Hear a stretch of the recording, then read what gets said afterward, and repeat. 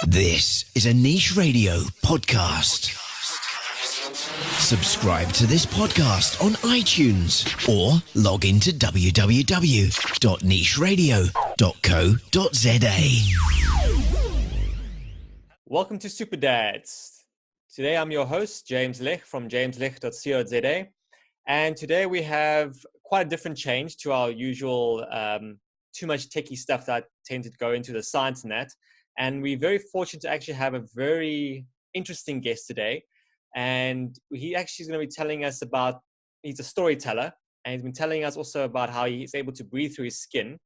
His name is Jeremy Thomley from Mohawk Steel. And his medium is modern, film, social media, public speaking, and they're the key momentum of his business. And steel predominantly is what he uses to make functional and abstract pieces of sculpture. And often he'll commission work, he'll include blown glass, stone, or wood. And what you'll find is him being able to blow glass is actually quite interesting given some of his particular aspects. He used to have like a sort of properly spiked mohawk hair. Now it's a bit different, definitely a mohawk element.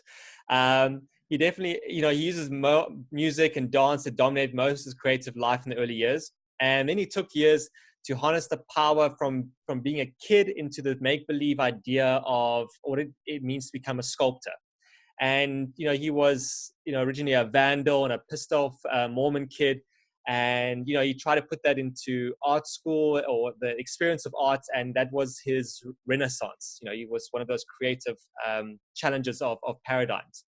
And he served a 2-year mission, sort of tempered the vandal of, working with different mediums of work. And then he later got himself a bachelor's degree in speech communications. And what you'll find from Jeremy, and if you look at his work, he's quite the poetic kind of person. I mean, if he was Japanese, he would be developing haikus every single day. So, when you hear him speak during the talk, it's kind of like a white version of a Barry White. He sort of has that mood and that momentum as he talks. And I can understand why his partner is very happy with him.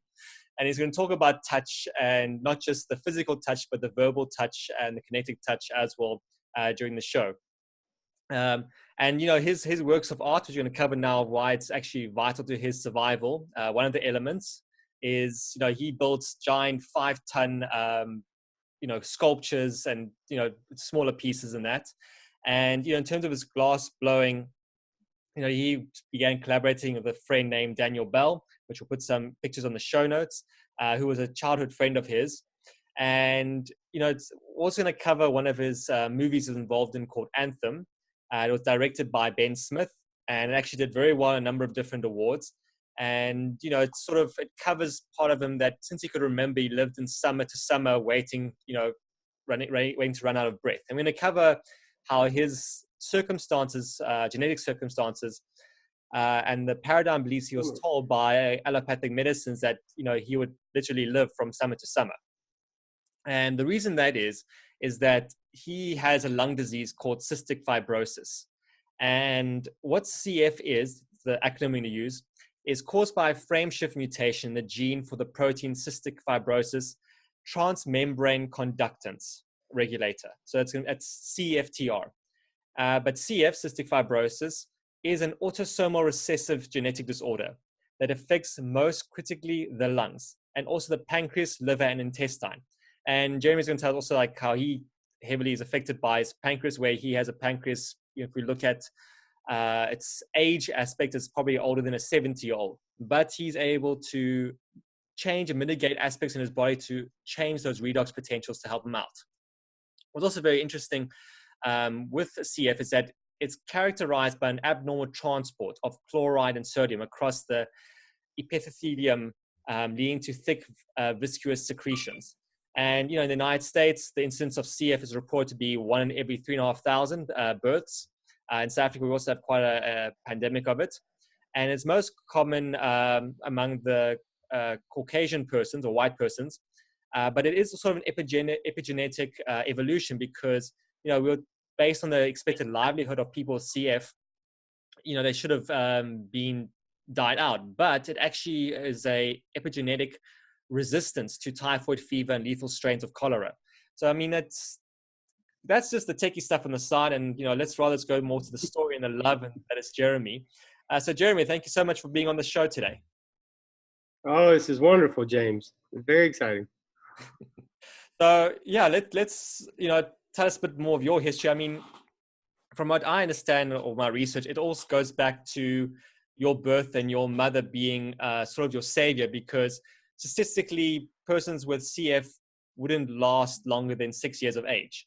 But she, listened to her innate nature, and, you yourself, since the show covers SuperDad, you had to be a father from a very young age, because you had to father your inner young child through this whole process and of creating this protective environment and activities to help you find the survival that you have today and flourishing. Because, I mean, if we look at some of your photos, I heard you've been described as Michelangelo Adonis. That sounds like Jack Cruz. Teasing me. My friend, the greatest blessing I have had in this life is my family. 2 attentive parents who were dedicated to making sure that I had a robust life, robust until failure, if need be, but not living being afraid. When I was born, there was so little information out there, and it was all accessed through microfiche. I don't know if you remember that funny. That's how they used to research stuff. It's not like in 1982, my mom could get on the internet. So in Mississippi, even less was known about the disease. This is an impoverished part of the U.S. It is traditionally very slow. People are kind of stuck in what they know, and that's part of the cultural problem here. So for someone to tell a doctor, no, you don't know what you're talking about, you just stand back and watch. And then my mother did what she thought she should do. And long story short, here I am. But it was a lifetime of breaking rules and shifting paradigms and taking these people's science and making a life out of it. Trying to show them that breath could exist even in a young guy that seemed doomed to run out of it. And how long can we stretch out that period of being an athlete or of being happy? Before, I mean, lung transplants used to be something for sci-fi. That wasn't really an option. And they've gotten better and better, and it is more of an option, but still not one I'm willing to rely on. Because the thing is, a lung transplant wouldn't necessarily really help you to a degree, because, I mean, if we look deeper into the genetics and your body, how it works, it's a cell issue, it's a water chemistry issue. So it's kind of like, if you had a prosthetic lung created versus an organic one, that would maybe have a better chance. But the way you've learned things, you've taught your body to actually breathe through your skin. When I first met Jack Cruz, he's a mentor hero of mine. We were drinking coffee at Starbucks, and I was telling him how disappointed I had been with my relationships with modern medicine. And I said, Jack, it wasn't that long ago that I told the doctor that I could breathe through my skin, and he laughed at me. But he couldn't explain why I was able to breathe otherwise. Why can I have 50% lung function on paper and still be able to go and rock climb all over the world? My love affair with South Africa stems from the time I spent in the Rocklands in 2012, out there climbing in the middle of nowhere in the Cedarburg Mountains. And my doctors thought I was crazy for wanting to go there, in a place so beautiful but so far from home. And that's been the trend, has been, I guess, well, he told me, he said, you make all the right mistakes. Because unlike you, I wasn't aware of so much. I had no clue what non-native EMF was. I didn't know that free diving was really that good for me, or the ocean was where I was supposed to be. There was a lot of things I was doing that allowed me to mitigate the risk that I had, some naturally.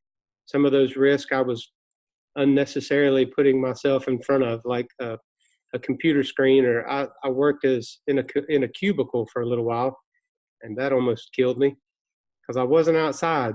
The sun wasn't, and I'm only talking 6 months probably, but That's how long it took me to realize that I could never be happy inside.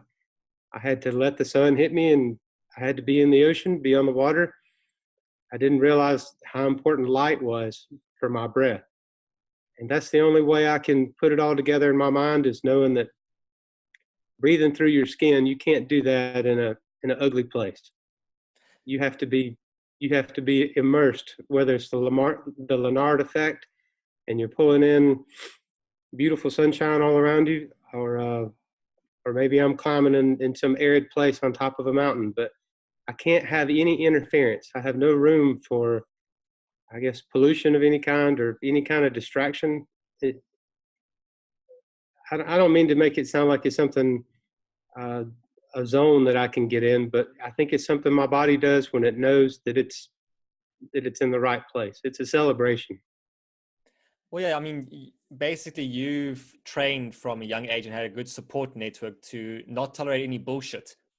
And, you know, when people keep, when you meet people that are speaking bullshit, you ask them to lick their lips, and then you ask them, what does it taste like? And you say, is that what bullshit tastes like? So it's quite fortunate that, you know, you had your parents, this supportive network. And I found also, like, you know, with this whole, you had this ability to follow your intuition and sort of just say, you know what, I feel a difference and I'm going to go with it. And you had this love and care for it. Versus others of us, you know, we also make those mistakes. I know in my case as was that, you know, I would feel the effects and the changes, but I was corrupted by knowledge, and also those around me that were also, you know, stuck on the whole idea of knowledge. The problem with knowledge is that it takes one away from wisdom, you know, in terms of, you know, that before people told knowledge in South Africa and also in the US, like with non-native EMS or being indoors, you know, being outdoors is, you know, peasant's work, or it's not a good thing, or, you know, you need to be indoors and studying the whole time and regurgitating certain things. And even if you complain about the environment, like you say about a cubicle, it's killed you almost to near brink. It happens to us. And I've been there multiple times, and I would do certain actions saying, no, I'm making a change. And, you know, that's why I got involved with animals, because I knew the practice would force me to be outdoors more. But I didn't necessarily have that support network or the science learning to understand why I had to be. And like you said, your mentor, Jack, you were able to learn the science of, okay, there's a reason why I'm doing it. And when you communicate to people and explain to them reason why, and it makes sense, then they go, right, I like this. I want to carry on with it. And I mean, I think you also experienced it with your experience for a number of years. You were wanting to get into a hyperbaric chamber, and found out that actually was dropping your ability to perform better and make you more ill. Where in the opposite, you actually need to get into a hypobaric chamber. So HYPO, not HYPER. So hypo is where you have the same amount of oxygen, but the pressure is changing the whole time, multiple times. And that's what sort of the Wim Hof method does. I know you went to visit him, and you'll tell us some of that as well. Is that you're creating an artificial altitude training the whole time, and you train your body to be CO2 tolerant. And that's what the free divers do. So, you doing free diving or being in a hyperbaric chamber or practicing the Tumo method, the breathing method, that all does that hypo method, where it actually slows down the electron train transport in your mitochondria, and you're able to perform a lot better. You feel more alive. You're more efficient with oxygen. Where the hyperbaric chamber, it's trying to force the body to be lazy and over oxygenated, which doesn't work. And you got to experience how that didn't work so well for you, from what I've heard. Luckily, I didn't buy the hyperbaric chamber. I was about to, and then a lady, she actually let me borrow one for almost a year, and I don't know. The biohack was kind of inconclusive. I think it would have helped. You never know. I don't really have the luxury of looking this like a true scientist, because I can't take away variables until I find the solution. Because if I take away too many variables, I'll start to fall quickly. I kind of live on the edge of a knife. Things can go really well, or they can go really badly very fast. So I hate to bash the hyperbaric oxygen, but I don't think that it did anything for me. When I first talked to Jack, he's like, maybe you need a stronger tank. Like, we need to take you down more PSI. And it just became a a game of diminishing returns where I might could lay in that thing for a little while and feel the result, but I know I can go to the beach and I know how to ground and I know about some cold water. Like those are things that I don't need a $20,000 machine to do. I can mitigate this using nature rather than trying to recreate the atmosphere in 100 feet of water.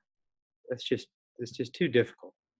Well, I But mean, you hit the nail on the head there with what you're articulating is that, biohackers, I mean, that's the difference between biohackers and mitohackers, as I understand. Biohackers look for the shortcuts in life. They just want to, they don't necessarily want to change anything else, just want to go straight for that. What can I get now to sort of, take a pill kind of situation? Where a mitohacker understands there's this non-linear relationship. We have to do lots of multiple things. When I was in the interview Jack before on the show, and we're talking about the two different chambers, and we'll go into the discussion. Yes, he was right in terms of you need a higher PSI. Again, the issue with a hyperbaric chamber is that it's increasing the oxygen level, which in your type of setting you don't need, or it's going to be worse for you. And like I said, you'd rather be in the cold water. You'd rather do that breathing technique where you're holding the breath and you're creating this artificial pressure in your body with nature. You are creating that low oxygen retention, but increasing the pressure. So your cells are pushing a lot harder and actually building the strength. So what you find afterwards, that's why you're able to actually breathe a lot better. You actually have better breath and you can hold your breath for longer and longer. I don't know how long you can hold your breath underwater at the moment with the CT. It's not very impressive, James. I think a minute and a half, maybe a little more, a minute 45, I think I did. That's actually very impressive because most people struggle to get to even 25 seconds. Well, I was pissed. When I first showed my wife the technique, she held hers for a minute and 45, and she did it without any fancy breathing. So you never know. All I know is there's some of us out there who are accidentally alive, and there are some of us out there who mean it every damn day. And if holding your breath is a metric of ability, I may not be doing so well. But every day I claw and scratch away at another breath to make sure that I can fuel my body to take me where I want to go and to be with the people that I love. So when you start to a casual mito or biohack where there's nothing on the line, that's rather relaxing. Oh, I'm going to take this supplement, see if it helps me, or I'm going to analyze my poop, or whatever it is people do. So Ben Greenfield, all that crazy stuff. I'm like, that sounds like fun. But this is not always fun. This is doing hard things, and I have very little room to gamble or to get obsessed with something that's a dead end. So having the right network around you, you just taught me some things. I've enjoyed listening to you speak. Having a different perspective on the same problem after 36 years can be wildly helpful. I know I understand the whole survival thing because, I mean, me with my condition, it is. I mean, I had a stroke at the beginning of the year again after many years, and it was the last thing that actually caused a big shakeup and change in my life. But I understand in order for me to be here for my kids and my wife and my own mental abilities, doing these things of what people consider extreme, like being in the ice water for a long time. I mean, I want to hear about your last 2 days you've been having with the fire pits and the CT. But it's a thing of, I would go into the ocean, it's, below 50 degrees Fahrenheit, or our case, below 10 degrees Celsius. And I would be in there for an hour, 2 hours, and that it makes me, it fuels me up. If I'm in the bath, I would be in the bath of, about 40 minutes with ice before I start to get my first shiver. I prefer being in the ocean to the bath. It's a bit restrictive and boring. But being in that cold, people think, oh, you're just trying to be like a daredevil or be like the Iceman Wim Hof thing.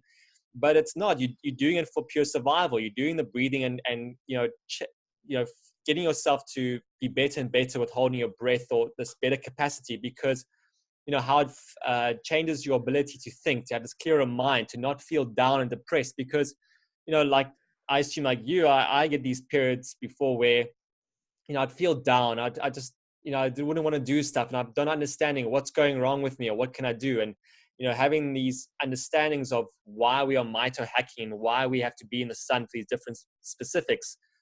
You want to live, you want to be able to have your sensibility. As you said, it's like a scalpel that you're balancing on the whole time for breath and life. And you want to live not only just for your loved ones, but you are a storyteller of your story of how you being an inspiration for other CF persons out there and other people with other diseases. So every time you having another day, another breath, you are an inspiration to them. So even if you have a fuck up here or there, it's okay because you're still pushing on. So tell me more about these last 2 days you've had with the fire pit and the CT. Yeah. So everybody has their own recipe for cold therapy as far as the setting, the environment, who do you invite? Is this a very meditation trance-like thing? I have so many friends that when I get out of the hospital, they want to know how I'm doing, that we kind of accidentally built a cold therapy community. These guys will come out to my Christmas tree farm that's been in my family for 100 years. And I have a big piece of fire art that I built for Jack. It's a big box with a bunch of elaborate plasma cut carvings in steel. And I'll light the fire and it'll flash up through it, and it illuminates all of the principles that I want to think about. It's kind of like a whole bunch of good ideas that we carved on this thing. I'll send you a little film that shows you whenever we first lit it. But fire being the most primal infrared source besides the sun is so invigorating to me. Everybody's loved it since forever. Sitting around a fire with your family and discussing things and kind of figuring out who you want to be. And then you add cold to that clarity that comes from sitting in there for 30, 40 minutes or whatever the crew wants to do, depending on how experienced we all are. It is a magic atmosphere where we go through and I teach them how to breathe. And then before long, everybody's kind of having their own experience and I can quiet down and focus on mine. My wife will get in there with me. She'll sit on my feet and we'll belly breathe and share the same water and ice, pushing back and forth on each other. And it is the most obvious charge on our relationship. You're entangled in the same tub. And then if you're lucky, I don't know, SuperDads, it's got to be an adult podcast, right? It's for adults and kids. Everyone is learning. So you can speak freely. Okay. If you're lucky, the best infrared sauna there is sex beside a campfire after you've done your ice bath together. You lay in a blanket and just warm up gradually and just enjoy each other. And it tends to shed light on things that you maybe should have talked about more, like the gratitude you have for each other instead of the busy schedule that you were trying to balance between each other. It reshifts priorities to where things seem more manageable. I don't know of a better reset button for my wife and I than we normally do acro yoga, and then we'll get in the ice. And then if we're alone, we'll end it with a session by the fire and just kind of set new goals and talk about things that really matter and accidentally stay up too late. But I never would have thought, because I'm not a cold person, like I'm not out of the box. I don't know that anybody's really, really just thinks, man, I want to go freeze myself to death for a little while and see what happens. But you have to have a good reason. And once you have your why, it becomes a lot easier to sit in there. And every second you're there, you're like, man, this is the hardest thing I've done all day. This will probably be the hardest thing I do all week, maybe all month. And everything else, it doesn't matter so much. It sounds like actually the perfect date in a way, and something that's probably a really good chapter for a book, and so this whole men from Mars, women from Venus thing, how to save your relationship and your marriage. Because if I break down those different aspects of it, the first part being like you're talking about the fire and the nighttime. And the beautiful thing about a fire is that it's a symphony of formlessness. It's this orchestra of different entanglement and form. And, from a science part, it gives off a great deal of infrared light. which shrinks down the respiratory protein. So you're going to be feeling better. You're going to have better beta endorphins. You're going to be feeling more efficient. Then getting into the cold, that cold water also greater reduces the distance of respiratory proteins. But you do quite a unique thing with you actually design these steel tubs. And, I'm always much more of a fan of the steel ones to plastic because you're connecting them to the ground. You're getting that additional electrons from the earth coming through. Now, on top of that, you're putting yourself in the water with your partner and you're putting the soul in there and you're having more of this connection. So you're having this whole like hour and a bit of foreplay where you're just connecting and sharing electrons and, fueling your respiratory proteins and mitochondria to just go at optimum level. And your body's depleting deuterium in the cold. And then, like you said, you're having your intimate moment afterwards, which is again, even more flushing out deuterium. So, I mean, that kind of ability or protocol that you've developed, that's something that actually work probably very well in any medical journal of how to not only save, yourself, and it's cheaper than going to a spa and spending a couple of $100, on treatments and that or medicine, which costs thousands, but instead you can just have the protocol that you prescribed, and people coming to you. It's like the most latest thing of saying, get high on your own supply. So probably when people hear your story at first, batch, they think, oh, it's a bunch of hippies getting together, getting high, and they're just some dirty, druggy people. But in reality, you're just getting high on nature because you're feeling what it means like to be alive and connected. So you're getting yourself to the most efficient peak part. And for people out there that are always going about dieting and, think about it's all about diet and exercise. And we learned with Jack and Einstein, that's the complete opposite. So, with the whole protocol you put together, a person will probably wake up, with a good six-pack or whatnot in the morning because they've burned so many calories and their body's so much more efficient. They don't have all this inflammatory effect on them. Hence, probably why you look like you do in your photos, which we'll include on the show notes. I think it comes back to Jack's statement again. You make all the right mistakes. I feel like I have an advantage over most because my body doesn't absorb nutrients very well at all.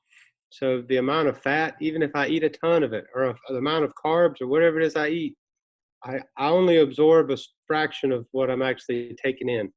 So failure to thrive was the original death of CF people before we knew about enzymes that we were supposed to take. Babies wouldn't last months.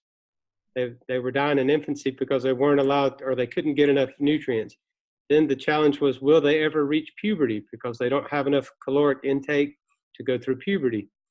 And then, the milestone gets pushed further and further. But there's always been this sensationalized diet of the CF person where we're supposed to get 6,000 calories a day and fueling this wildly inefficient system and trying to keep this train going. And then I meet Jack and he tells me that the more I eat, the faster I die. That hurt my feelings. He took my muffin away. I was eating carbohydrates and I was very happy with my muffins. And he took a whole food group from me. I still wrestle with that. The moderation of when can I have a potato, or is this fruit or vegetable in its season? They told me a long time ago, if I lived long enough, I'd get diabetes. I could look forward to that. So I have something called cystic fibrosis related diabetes. And I don't even like saying it out loud because I don't want you to hear me, buddy. Pretty much what it comes down to is I'm carbohydrate intolerant.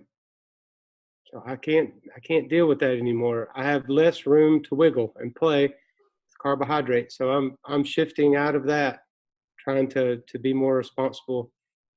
It is amazing, this puzzle that we have, our bodies, as it changes and grows older, different parts of it age faster, like you said. And you have to be attentive to the needs that it has. And rather than giving yourself a new disease name or a new whatever, it might be something so simple as eliminating something. And in my case, if I can eliminate outrageous sources of EMF, and if I can eliminate carbohydrates and toxic people, I tend to be relatively healthy. I have to do all my other treatments. I do 45 minutes of breathing treatments in the morning, and they just put me on They just put me on more antibiotics and steroids, but that's just to get me over a hump. But once I get back over that, uh, I'm at 39% breathing capacity right now because I got some kind of brain fever while I was in Thailand climbing a couple weeks ago, 2 months ago, and it jacked me up. I was in the hospital hallucinating 104.8 fever. It would go up and down for 10 days. And it finally went away, but then when it did, I had the most vicious brain fog. I could not think. I felt like someone else. I was mad. I lost my patience with my family. I didn't want to be around them. It's the lowest spot of my life. And I went to the beach because that's all I know to do. And day 3, I had one of the best days of my life. I was just playing out in the sand with the boys, and the sound of their laughter, and we'd find big jellyfish and throw them at each other, and they'd stick them in my chest hair, and I'd have to peel jellyfish guts out of and sorry, vegans, maybe you eat them, but it's that was life, and you can't recreate moments like that. But I noticed after a couple of days, man, you've had 7 good days in a row, like really good days. And I had started taking CBD oil a week ago. So then I started realizing I'm not a big supplement guy. I take protein because I need it. But this is the first supplement I've ever taken that I think has actually done something for me besides albuterol. All my other medicines I take are like long distance medicines. It'll help me live longer in the end. But actually adding quality of life right now, this is crazy, man. There's a big stigma in the U.S. about it, but it's all changing. Yeah, there was a recent High Court matter where they've been also trying to push the whole medical marijuana and CBD oil in South Africa. And the judge ruled that within 2 years, about a year ago, that they must implement national legislation to enable the selling and propagation of medical marijuana and CBD oil. And it's quite interesting how, you mentioned your recent illness now that you got over the major hump of it, because like you talked about the non-native EMF and how, it has its effect on increasing the permeability of your blood-brain barrier, which will explain then, sort of why you're more susceptible to this disease that, is affecting your head. When your mitochondria is being affected, especially in the head, and you also experience a much lower oxygen retention ability. That's, where the brain fog comes in. But the nice thing with the CBD oil is that, it does encourage apoptosis, or this recycling of your mitochondria. So you typically are very like to be active, so you can recycle your mitochondria faster so that you can have better accumulation of oxygen and nutrients. And even like you were saying earlier, how CF, it's about having the 6,000 calories. But where we learned, with the mitochondria is that the food that you intake, only 1/3 or less of it is actually what your body needs. The other part is the oxygen and magnetism. And from an early age, you developed by rock climbing and having spells close to the sun. And like I said, you went to the beach, so you had all this excessive nutrients from nature, the 2/3 of what your mitochondria actually needed for you to grow and get better. One thing I want to ask as well on the side is, because you tend to also have quite a salt problem, don't you? Like you crave salt quite a lot. Yeah, maybe you can help me with this. I tried to do the keto diet, and I passed out in hot yoga class. This has been years ago, and I thought, screw that. That's for somebody else. That does not work for me. I have to have carbs. And then I talked to a guy this week he's a very good athlete. And he said, man, you weren't passing out because you needed carbs. You were passing out because you ran out of salt. He said, there's some correlation between insulin uptake or insulin and salt absorption. I keep meaning to ask. Yeah, I don't know about that. He piques my interest. Yeah. So what happens with the salt aspect, and also this, particularly with CF, you tend to leach salt a lot quicker, and you need that salt is made up of sodium chloride, NaCl. And the salt, we're always told don't have much salt in our diet, but it's actually the complete opposite. We actually need to have quite a high intake. And persons like you and I actually need a higher intake because our bodies flush a lot faster on conduit as well. And when you're sweating and perspiring, it's even more so the case.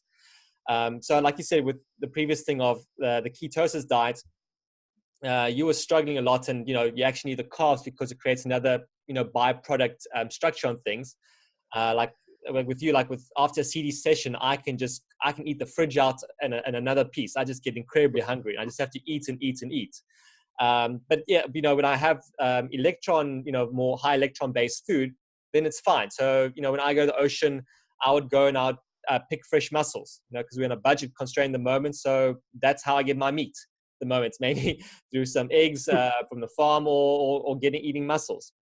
But you mentioned also past, I saw in the other articles, your exposure to iodine. And what I found actually works really well. I mean, I'll send you the link of a doctor he's a cardiologist, and he does research in that in the US. And he had a book actually called Salt, and he explains more the basics behind it. But for persons like you and I, actually having like a sort of a seaweed shot. So I would pick fresh seaweed from the ocean. And then because I don't like eating it, or I don't like cooking with it, it creates too much of a weird taste for me, fishy taste for me. I'm not a fan.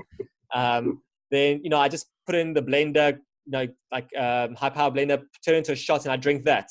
And that makes an amazing difference because I drink that a couple of times a day at a key point. So when I drink lots of water, then, obviously I'm flushing out more because I'm deuterium depleting other things. My kidneys are working, but I have that as a supplementation. I'm getting my iodine, but I'm getting the salt intake that I'm needing, and my body's functioning a lot better. And also a key thing is assimilation of vitamin C and processing it requires high levels of salt in the body. So, if you I sometimes have a protocol where if I like to eat 4 oranges at night, and I feel a lot better with the winter here. But then I'd have a shot of my seaweed with it. And by doing that, I'm getting the iodine and the salt, and then I'm feeling this power energy from it. In the morning, 5 a.m. I wake up, and first thing I do is go into the bathroom. It's great to just have this great release without having to, what should die? Do I have to have this or that? So it's creating more of this balance, things. Also I enjoy vegetable stock because it has a lot of the more vegetable salts in it, and I put that with my food or my eggs, and that gives quite a nice balance to it. I know with you you're not close to the ocean, but if you do go by the ocean, you can always you can either get the seaweed that they freeze dry for sushi and that, or when you go to the ocean, just grab a bucket of it and freeze it straight away, and then you can keep it in your freezer for quite a long time, and you can have about a handful of it a day. So that works out very, very well, and it has quite a nice impact. Energy wise, a lot better. You're not getting as irritable. So those parts. Other thing I wanted to ask, and I'll come back to the other question I was leading up to. When you before you went to the beach, you said you're very irritable with your family and you're having difficulty, trying to get sense of things with the brain fog. Were you also experiencing a lot of tinnitus? That's sort of like that high pitch sound in your ear. No, I don't remember that. Let's see. It's where it's sometimes like people are trying to talk to you, but you're having trouble deciphering certain words. Like, so this is, you can hear the volume, but you're having trouble connecting to actually what's being said. Like there's this like weird mushy kind of sound with it. I mean, when I was in the hospital, yeah. When I was suffering with fever, in the throes of that, man, I was unrecognizable. I have people that'll come, they'll drive 4 hours to come work out with me whenever I'm in the hospital in Birmingham. It's a good distance from my house, but that's where I go so that people would leave me alone so that I can train and do all my breathing stuff. Those same people came to see me right down the road at the local hospital while I had my fog or my fever, and they were scared. Everybody was scared because my mind is my greatest treasure. This is the sculpture that I've spent the most time building, rebuilding, breaking, and fixing. So it gave me a glimpse into what it would feel like to be trapped and to not be able to think of your own answers. To not be able to trust your intuition is my greatest nightmare. The reason I'm drawn I think from the sun to the ocean to the woman I have is because it helps sharpen my intuition. And whatever it is I'm doing, I can tell very quickly. It's not that I see an overall, oh, my muscles got bigger because I ate seaweed. It's because the things I crave will have more wisdom to them. It won't just be sex and gummy worms. It will be actual more good things. A good thing should make me crave something else good. And if you keep playing that game, you slowly eliminate people and things out of your diet and life that were dead weight. And I remember the going back also to the salt question. I was explaining. I'm going to come back to the dead weight part now. Since it's the adult show and you brought up the sex earlier already, what you might find, and your wife might be able to describe, is when you have your swimmers coming out to play, there tends to be a much very strong saltiness to it, and also like this chlorine type smell, like you'd be in a swimming pool. I don't know if you experienced that yourself as well, or complaints from her on that. It used to be she doesn't complain about it, but others have. Yeah. So she's left now. I can say that. Yeah. So that, I mean, that already shows an indication how your body has this different adjustment or retention of salt, and like your friend was telling you about how you passing out because you don't have enough salt. You'll probably find by increasing your salt intake of the Himalayan salt or vegetable stock or the seaweed, that effect that you have, with you ejaculating, is that also will start to change the chemistry of it, and that smell and odor, and that will also sort of dissipate, and it will have a different type of residue effect to it. So that's one way of sort of mito-hacking yourself to see, is there a change in your levels, short of having this whole needle thing put in you. Because I know, like you being in hospital, I hate needles. I'm also hypersensitive of the skin, and being poked and prodded is not a great thing. And you count your blessing. You say thank you to the nurse that touches you really well and doesn't hurt you so badly. But still, this whole thing of every morning having these vials of blood taken from you is not a pleasant thing. You're exactly right.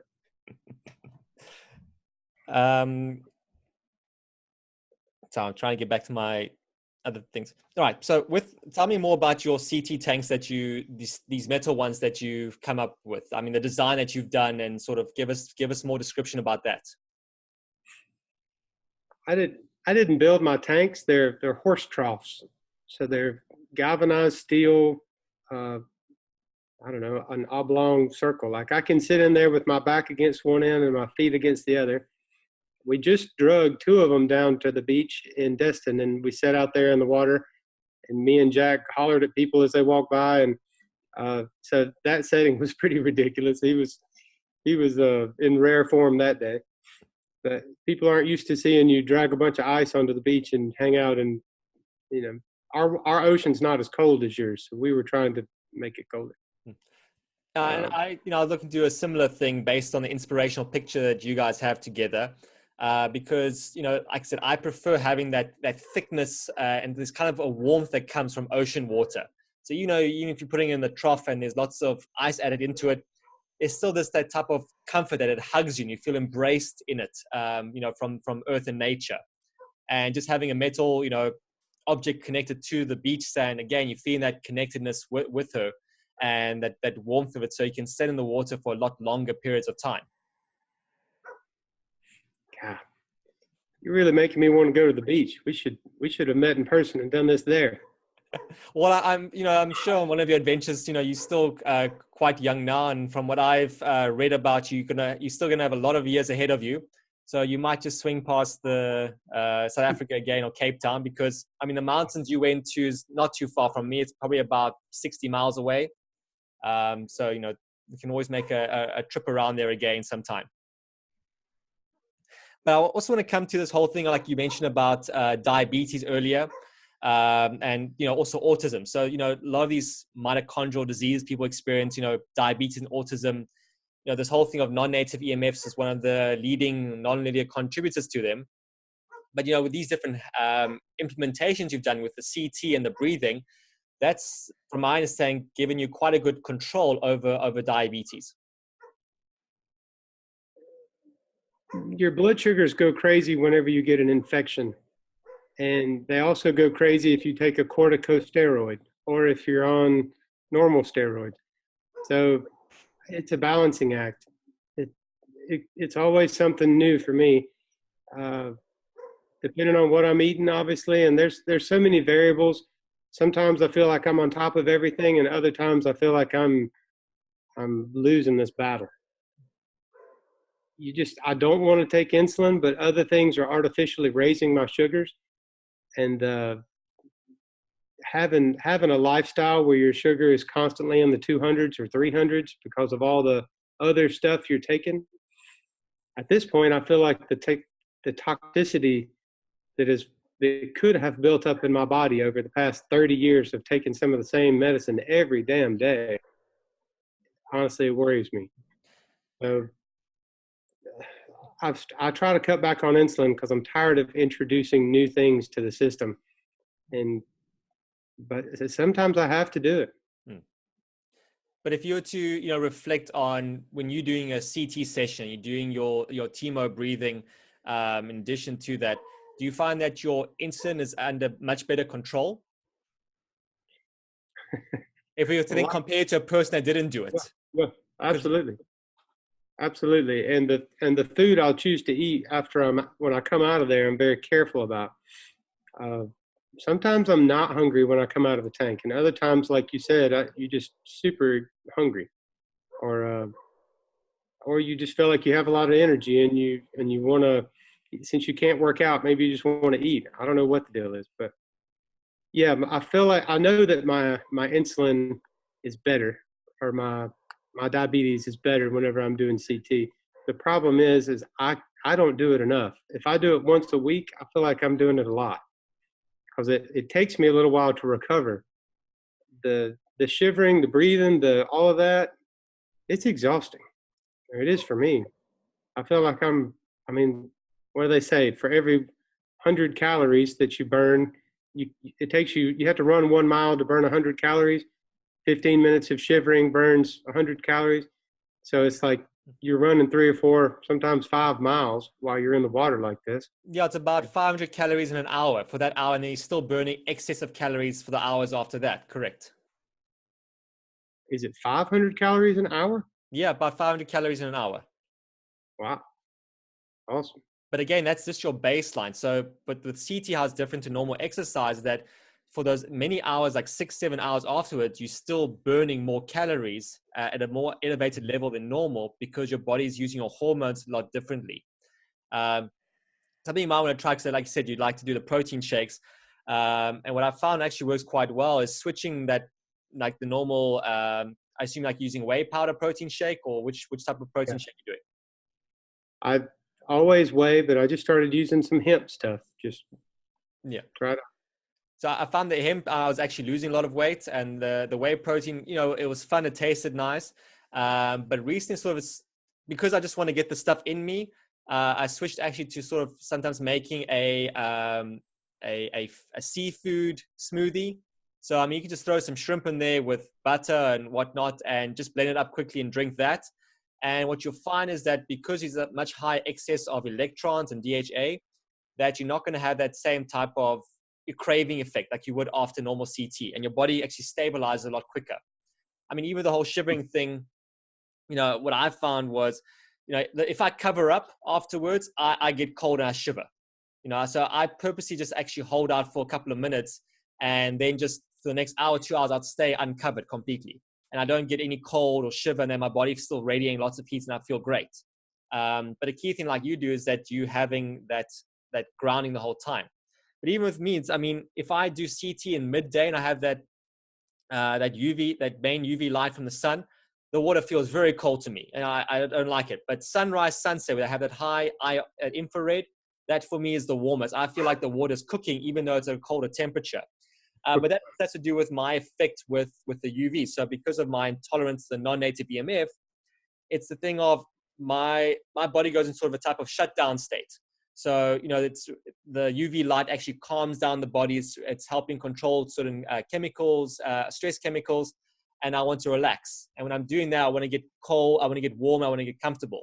So that's why I tend to not do so well with the UV and midday and CT. But as I've been getting better with my redox, that's starting to change slowly. And then I'll be in the water for longer periods of time.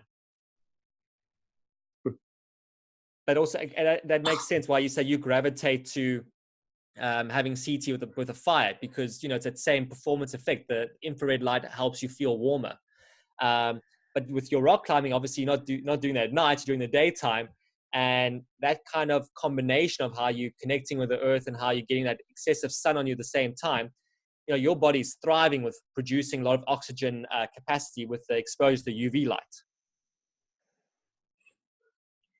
I'm tempted to go off on a tangent. Do you mind?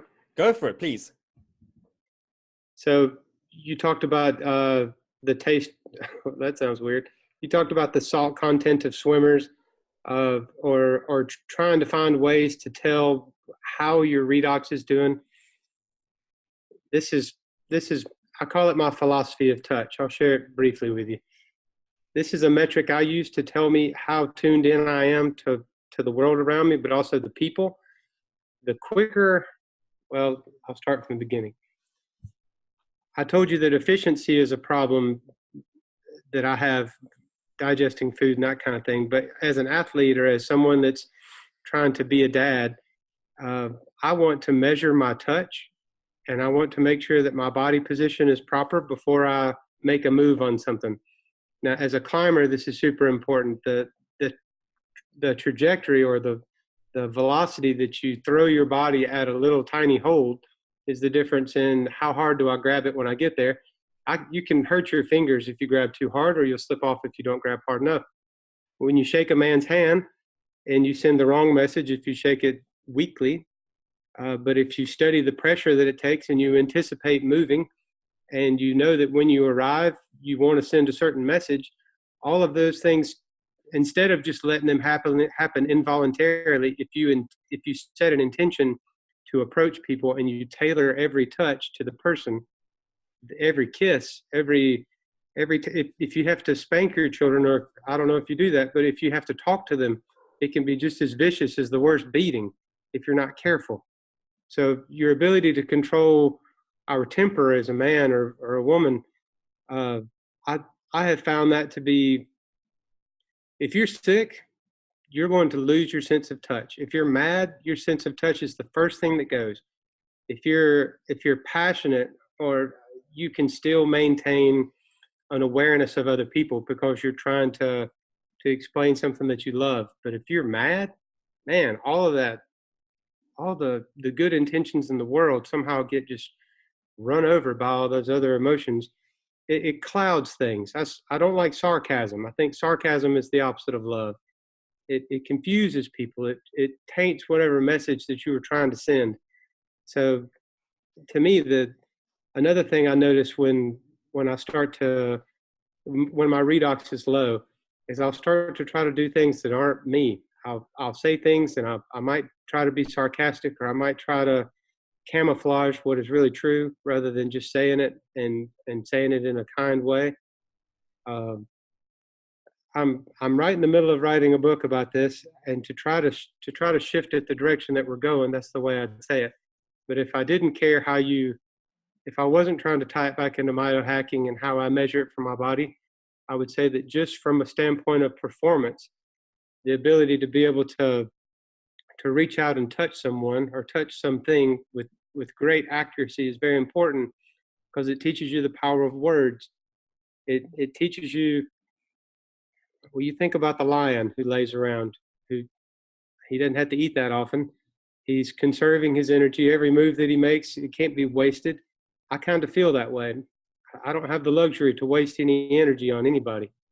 So whenever I move, and if I choose to hug or kiss or be with someone passionately, I need everything to mean more than it would if someone else did it. Like, sex is not just sex. It's a language that you're speaking with somebody.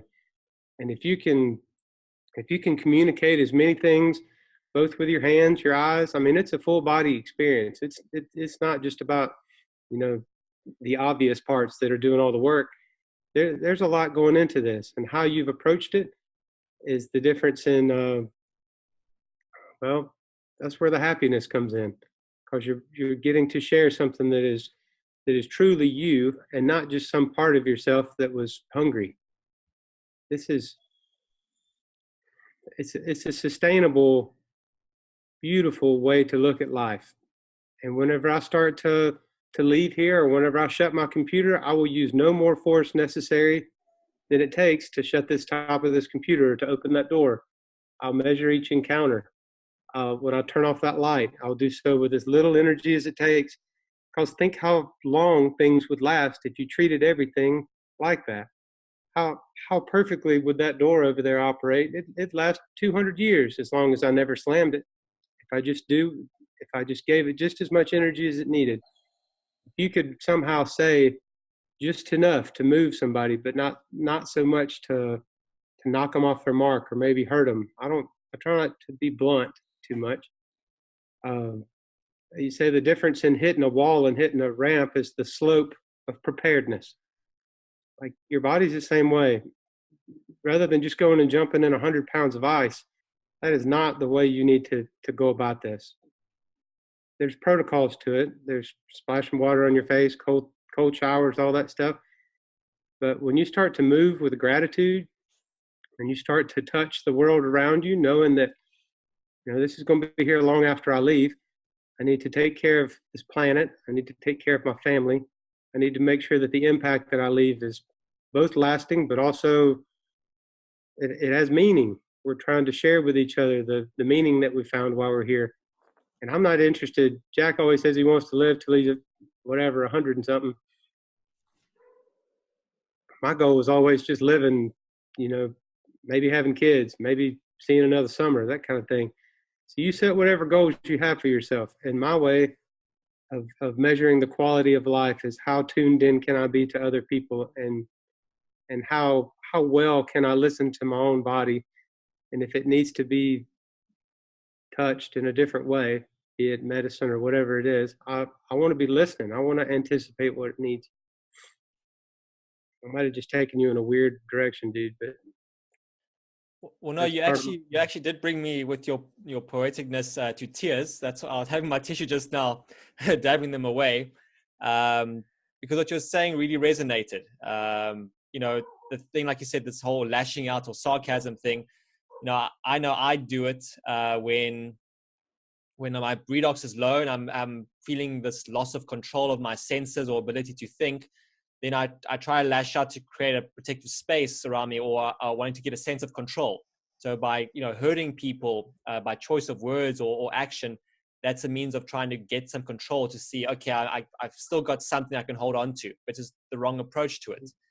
And, you know, the other difficulty thing is, like you mentioned, sarcasm is, you know, the way of my brain is apparently is this default where the wiring is done in a way that I'm not able to pick up nuances or pick up humor per se. So, you know, when I engage people at first encounter or during it, they would find that I come across as rude, but I'm not picking it up, because it's a thing of where I'm not able to pick up the nuances in the conversation. Like the whole thing of shaking a hand, I sometimes struggle to know what a person means when they do it. I look for that firmness, so I can get a recognition metric to it. But, you know, and that's why I also became a lot more, has resulted more sensitive to being aware of sensory and visual perception and pattern recognition. And, you know, one thing a skill set I had was when I was working with dogs and helping in the rehabilitation work, you know, I wouldn't use any vocal sounds. I would use the whole thing of touch and presence and approach. And, you know, just by, you know, touching the dog on the side, it would snap them out of their aggressiveness and craziness, and they'll get into this calm, relaxed, submissive state. And other people will try to do the same thing, or they'll say, how do you do that? And it's, you know, what are you saying? I'm just, you know, the best communication is not using words, because it just makes things more aggravated.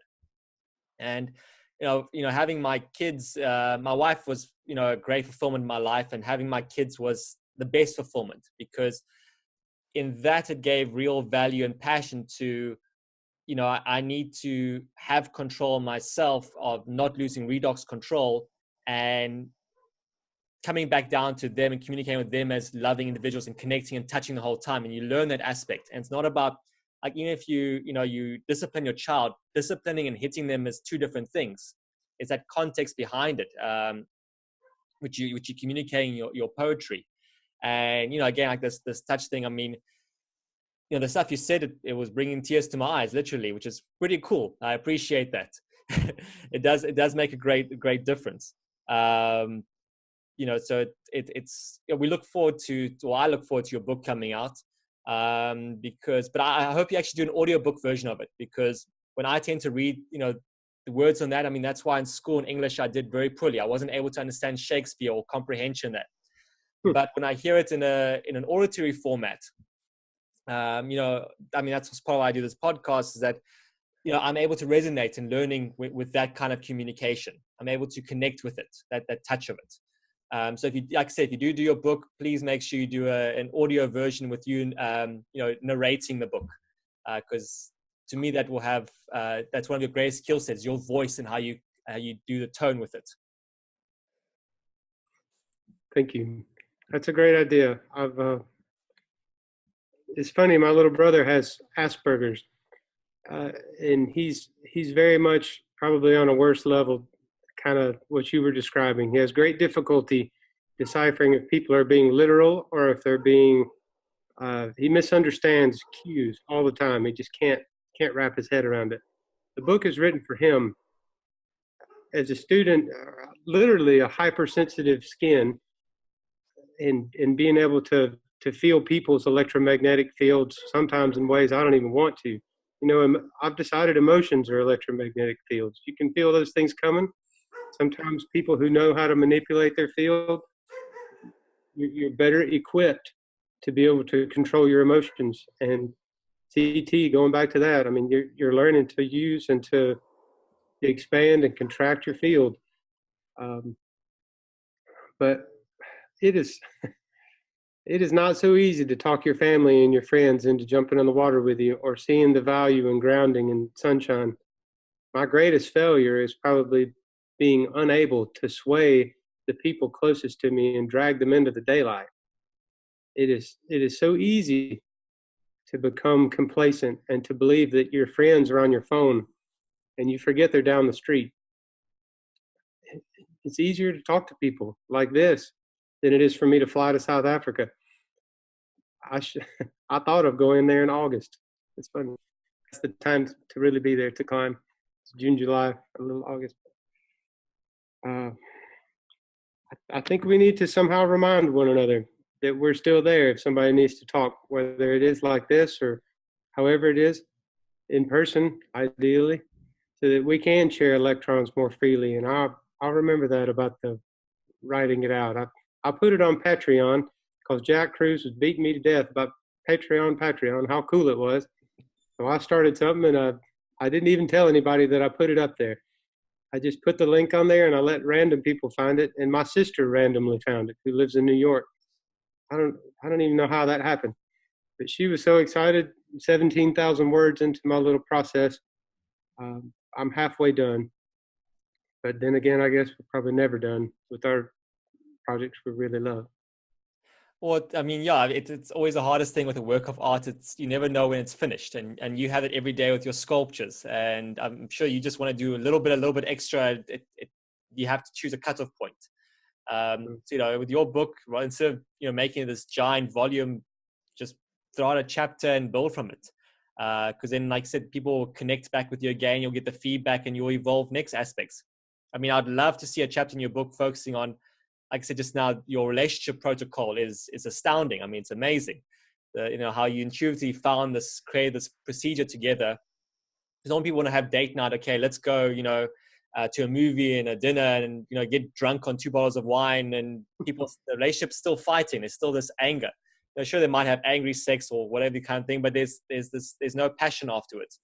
But your protocol that you have, you're really onto something yet. Something really, from my advice, it's really something powerful and be quite great for you to articulate it into your words and into your touch. in terms of, diving more into that, because people crave that. They want to have that relationship. They want to have that connection. And it's even more important now because the whole, part of the show, SuperDads, is, Jack sort of called me out bullshit on it because where I was, the idea is that you want to be a teammate and a partner to your spouse, and you're working as a team. But he said, no, it's bullshit because number one, you have to be selfish. You need to work on yourself first. And okay, cool, it's great. But as a loving person, you want to help your partner, and it can be challenging. Like Jack said, his wife, it took her years before she actually came around. He had to, lock out the house before she made a turnaround for herself. And I assume you also had elements with that with your wife. I know I've had it with my wife. I still have it with my wife on certain things. But, with practicing these different nature things and connections, and reminding what she used to do when she was younger, it's actually gotten her a lot better, a lot healthier, and a lot stronger. And it helps with our relationship a lot more. And like I said, you're doing this protocol of you connecting, you conversing, you shutting off everything, because when you're in the cold, you can't focus on anything else but the person in front of you. And you're feeling all these endorphins. But, a nice, great thing about it is that you are able to have something unique and directly focused. And, that's something I'd love to do with my wife. I'm building her up to being in the water more because she suggested actually just go swimming together. But and I'm losing my train of thought here. But the point is, so tell us more about how, you got your wife to sort of come more on board with the things that you've done. I know that she went with you to Mexico with Jack, and you wrote that she grew quite a lot. But tell us sort of how you got to experience that growth with her. Oh, sorry, I was mentioning that. I forgot. I remember what I was saying before. The thing that I found the hardest stress, mental stress is one of the worst things on us in our life, and our DNA makes us fall down.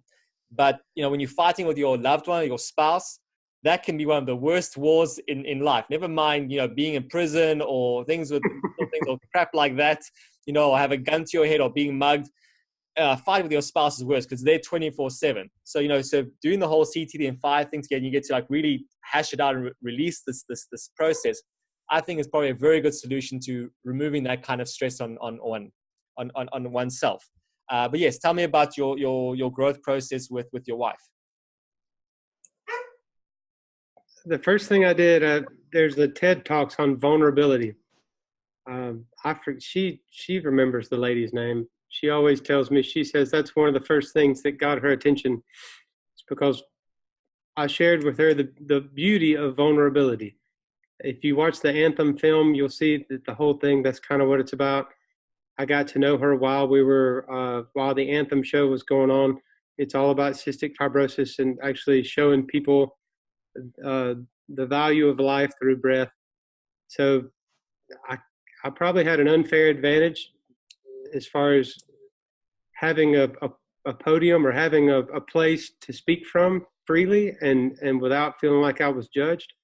A lot of the times we feel like our spouse, I know in other relationships, I would think, man, this lady, she probably doesn't want to hear all this. Like, she's already herself. She doesn't want to change herself. Well, Lindsay had that conversation with me at some point. She said, this is great, but I like who I am. And we had to make it very clear in the beginning that I was not interested in staying with somebody that was going to remain the same in any way. Our whole goal is to evolve and grow together, and trying to make sure that we stay together as we grow. There were things that we had to decide as a family. The first was that we were going to take off a month every year and travel. And ideally we go climb. That's all we've done. Because it puts her in such a beautiful place. I've never seen anyone become more beautiful from a week's worth of sunshine than my wife. She cuts hair for a living. So she's inside listening to people's bullshit all day long, getting like stressed out, and she doesn't bring it home with her. And I've always wondered, what are you doing with all that? Like, you internalize it? Does it just roll off of you? What do you do with this stress that people hand you?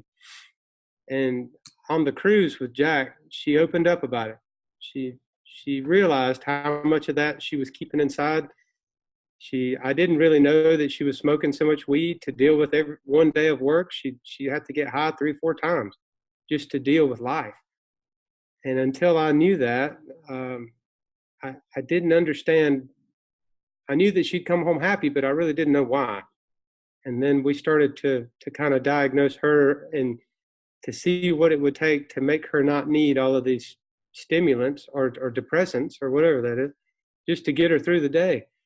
So she was very open and she wanted to change. And there's nothing wrong with lifestyle choices, recreational, whatever. But man, when you got to have that stuff to make it through the day, or you can't work, can't function, can't be happy, can't even be happy to see your kid, something's got to change.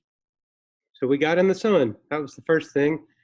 And when she saw the miracle of the sun and she enjoyed grounding while we were climbing, she's a great little climber. I think her confidence was built, and Jack can talk anybody into anything, so he got her into the water. Suddenly she was excited about cold therapy and her pain tolerance. You know, women are so much tougher than we are. I was over there like a weenie, shaking and suffering, and she wasn't even doing the fancy breathing, and she was fine. And it pisses me off. But she's since discovered the importance of the breath technique, but also I have watched her grow both humble and just make leaps and bounds as a person. She's not here, so it's easy for me to, I would tell her the same if she were here. But I have had a front row seat at watching this woman reform her life, not because of me, but because her intuition was sharpened and she began to see little things that she could change. And little things have led to a massive swing in that girl's life. She gave up cigarettes. That's what ticks me off about her, holding her breath. She can go nearly 2 minutes, and she smoked since she was 10 years old. I'm like, how is this possible? And why is someone with a lung disease fall in love with someone who smokes? It doesn't make sense. But she has changed a lot of her ways of thinking. And her love for me, I think I will take credit for that.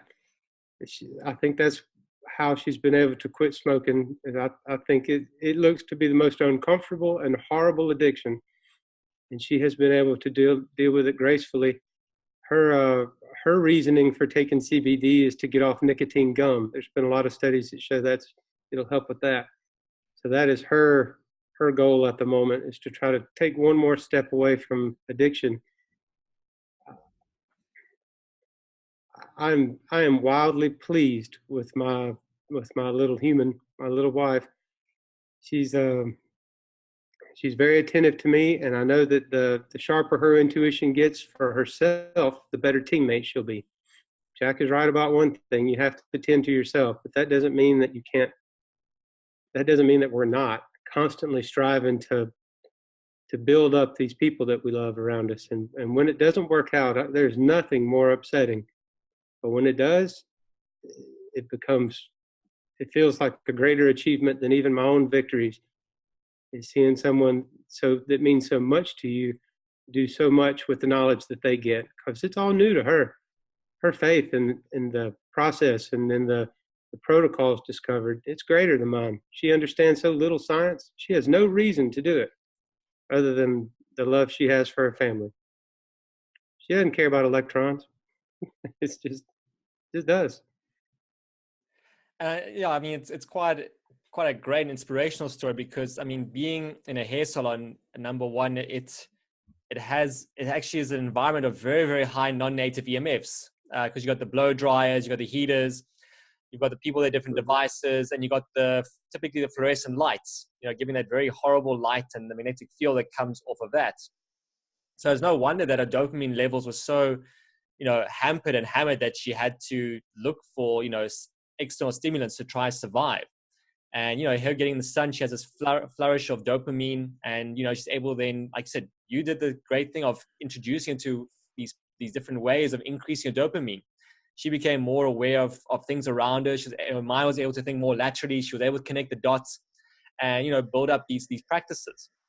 Now, sort of what probably a hack she could also do in a salon is, if she could go and switch out some of the lights and change them for UVB, and you also you get these combination lights that have infrared, UVA, and UVB, and still gives a white light, and she can plug that in. And I know some of the guys do that for the office when they work in the office and the computer and the cubicles. They do that, and that sort of simulates the sun more, and that gets them also more flourishing. But you can put also some of the UVB lights. It's sort of like those purple black lights. It's not going to change necessarily the color in the room, but it's going to help improve the beta endorphins, and she's going to do a lot better, and she's also not going to get as sick as much. I'll send you some links in the show notes afterwards, or I'll send an email to you of different stuff she could work to install in the salon. They're about to move salons, so they have to come up with all new lighting. So this would be a good time for me to help make that change with their people. I think they would do it. Yeah, I mean, great idea. Yeah, the key thing is they'll still have that looks like white light, but they'll be able to flourish a lot better. So that will work well. And also, Jack actually one of his stories I think it was the Vermont 2017. He was talking about how there's a restaurant that uses pure UVB lights, and in 25 years, not a single person has gotten sick in the entire restaurant. Just because of the fact that, like, we understand what light has on the brain and the body. So those are things that we can cover. I want to do a interview segment further on sort of how to hack your environment for your kids and for that and for working. But yeah, I mean, it'll be good to sort of discuss more and get these things working in your wife's new premises, and discuss the effects and have you back on the show discussing them. That'd be awesome. And the other thing I want to sort of, like, I know you're busy with time because you got guests and that. But last thing, it's something I sort of to get your perception. I know I had it, and I still have it. Is the whole thing with CF being a hereditary disease, and I understand it has to have both mutations in both parents. But obviously you're married now, which is a great congratulations. But I'm sure you also have that worry in the back of your mind of, I'm passing on these genes, and now is my kid going to have the same issues that I have? Like, I know I have that with my kids, and my daughter, she has more of an intolerance like I do. And that fear of, we want to have more children, but, what do I do or how? And, it's quite scary. But I know learning this knowledge, and that the whole thing of being a super dad is that you have to go out of your way to impart your knowledge to create that protective environment for them. And at the same time, their environments they're going to go into, you have to train them of how to mito-hack those environments so they can flourish and be beacons for everybody else around them, by leading by example. But, if you want, since we're talking about vulnerability, if you don't mind sharing, your sort of fears you have with having kids in the future, or is it completely off the table? Oh, no, it's always on my mind. It might as well be on the table. So we have yet to get Lindsay tested to see if she's a carrier of CF. If she is a carrier, then I forget the chances. I try not to dwell on that, but I think it's 1 in 4, something like that our kid would have CF. If she's not a carrier, then there's not even a chance he could have it, or she. Part of what Anthem, the film, was about was I found another girl that's also a rock climber. She's a Canadian girl. And the dilemma with our disease is that we can't be around one another. 2 CF people should never get together and hug or touch or even get within 10 feet of each other. Our bacteria can go through the air. It's on our skin. It's on our clothes. It creates big problems. Basically, you'll get sick or you'll get immune to antibiotics because of that person's super bugs that they have created, and you end up sharing bugs back and forth. The bacteria cause big problems. When I was growing up, they used to send all of the CF kids in Mississippi to a camp, and we would do breathing treatments together and hang out and sleep in the same bunks, and there'd be 40 of us.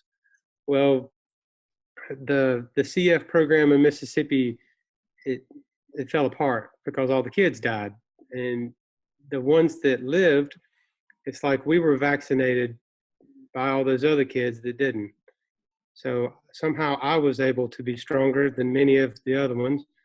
And that's what happens when parents have 2 children that have CF. There's always one that does real well and one that does terribly, because one of them is kind of vaccinating the other, and the other is taking a beating from all the bugs. It's an ugly situation. And when parents with CF have kids with CF, I mean, we've talked about touch, man. I can't starve my little me of of the very thing that I want to teach him more than anything, and that's what I have to deny him first. So I've wrestled with this. I mean, I can't naturally make children. I'd have to go have in vitro or something fancy done. I've been practicing my whole life and no accidents. We've tried, but it also becomes a different thing when you know you have to go to the doctor and he has to do it, and you kind of feel like you've taken nature out of the equation. We haven't done it. I don't know if it's in our future or not. I love my wife being tiny and happy, and Lord knows if she had anything else to complain about. If she was telling me I screwed up her body, I'd be horrified. I don't want to have to hear that that crap. So part of me thinks I should just dodge the bullet, but there's an overwhelming urge to create. As a sculptor, as a lover, I want to give her something that will last longer than me, and I wrestle with that. Should I go down that road? Should I gamble my child's happiness on my own selfishness? I mean, what if he comes out of there and he's just like me? That'd be the greatest horror and victory ever. But two me's would kill one of us. And I'd a lot rather it be myself, but I have no control over even that. So when you say you've had no accidents yet or whatnot, have you had your swimmers tested? I mean, or not yet?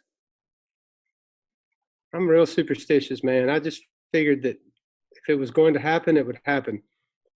But now I've kind of reached the point at 36 where if it's going to happen, I'm going to have to make it happen.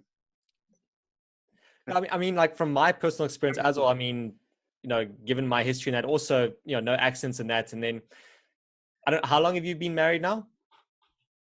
I was married once upon a time for 3 years, and that's been 10 years ago. But I just got married in September, so not even 1 year. Okay. And how long have you been off, or how long has your wife been off birth control? When she met me. Okay. Was she on the injection or on the pill? She was on a pill. Yeah. Yeah. So what happens is, with contraceptives, sometimes it can take over a year before something starts to happen. I know even with my wife, it was the same kind of case.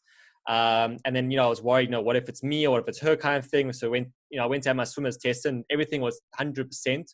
It was quite relieving. In some of the scores, actually pretty good. And that was when I started making initial changes to my life with the non-native EMF and that. So what you'll probably find is that even though you have these other things with your CF and that, if you went to have your swimmers tested, I mean, it's quite quick and it's inexpensive for men compared to women. But you'll probably find that with the practice you're doing with your good redox that you do with the CT and the breathing and the grounding, that you probably actually might have some pretty good swimmers. So that's the one good part. And in terms of your wife, in terms of, if you're worried about, passing on the gene and that, one of the best things, and actually Jack mentioned quite a while ago in an article, was by exposing the first thing to conception is both having very good redox to begin with. So, with what your wife and your wife have been doing and building this relationship, you're on a great pathway of building that great redox. And as your wife changes her work, she will improve that as well, the environment.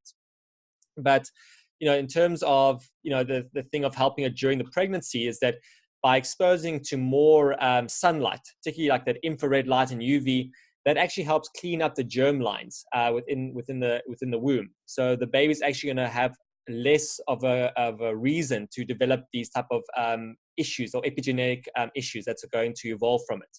So it will also increase your chances of having a healthier child and not some of the fears that you're having.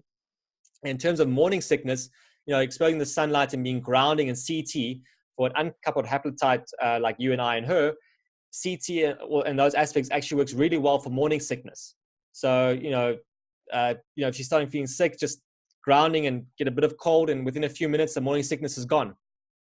And you probably find that some of your friends are pregnancy and they do these type of tricks and mito hacks that the morning sickness quickly dissipates.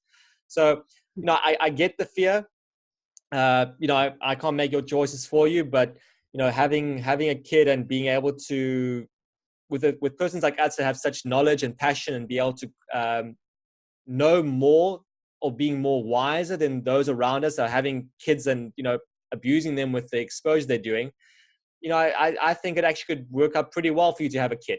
And even if they had CF as well, I don't necessarily think that it will be the case of, you two can't be together. Because what you said, like, the other kids in your environment at the camp were taken out.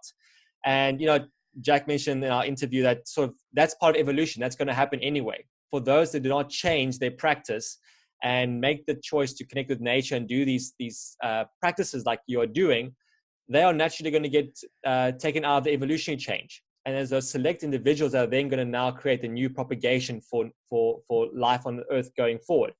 So you taking that selfish approach of, I want to do it for me and for my wife, and we want to have this child.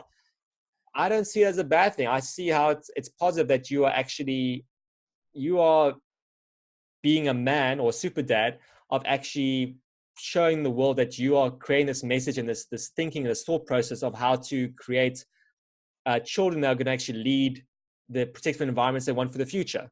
Instead of these other people that are abusing themselves and degenerating their mitochondria. Like I said, your wife's been smoking since 10 years old. Her mitochondria might be pretty crap as a result of all those things.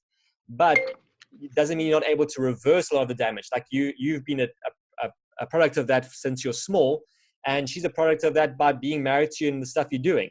So, these that's how we talked in the very beginning about this difference of knowledge versus wisdom, where, you've been ingrained with this knowledge of, of what doctors have said or other statistics have said.